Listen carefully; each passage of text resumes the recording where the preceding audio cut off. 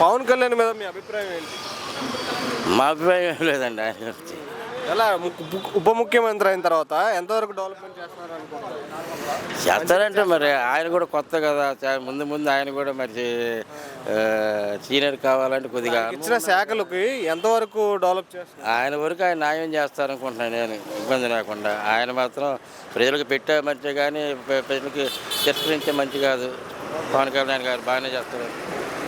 ఆయనకి పదవి వచ్చిన తర్వాత పదవిని పక్కన పెట్టి సినిమాలు మట్టుగా చేసుకుంటున్నారని కొంతమంది అంటున్నారు. దాని మీద మీ అభిప్రాయం? లేదు లేదు, సినిమాలు ఏం చేయట్లేదు. కాకపోతే ఆయన అంతలాగా ఆయన పర్యటిస్తున్నారు. ఎక్కడ ఎలాగ ఉంది ఏంటి పరిశీలించుకొని వెళ్తున్నాడు ఆయన.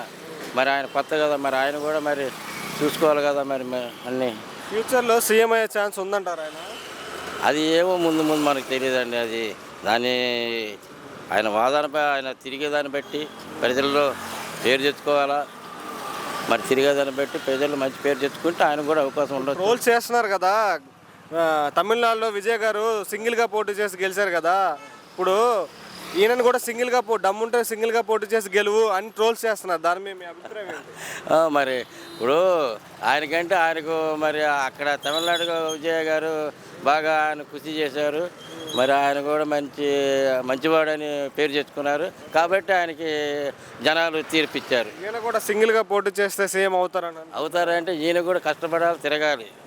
తిరగకపోతే ఎవరు ఏం చేయలేరు. ప్రజల్లో పేరు తెచ్చుకోవాలి, మరి తిరగాలి.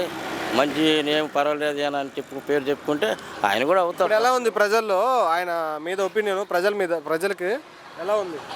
ప్రజలకి ఇప్పుడు బాగుంది. ప్రజలకి ఇబ్బంది ఏం లేదు, బాగానే అన్ని విధాలుగా చూసుకుంటున్నారు. ఏ ఇబ్బంది లేకుండా చూసుకుంటున్నారు.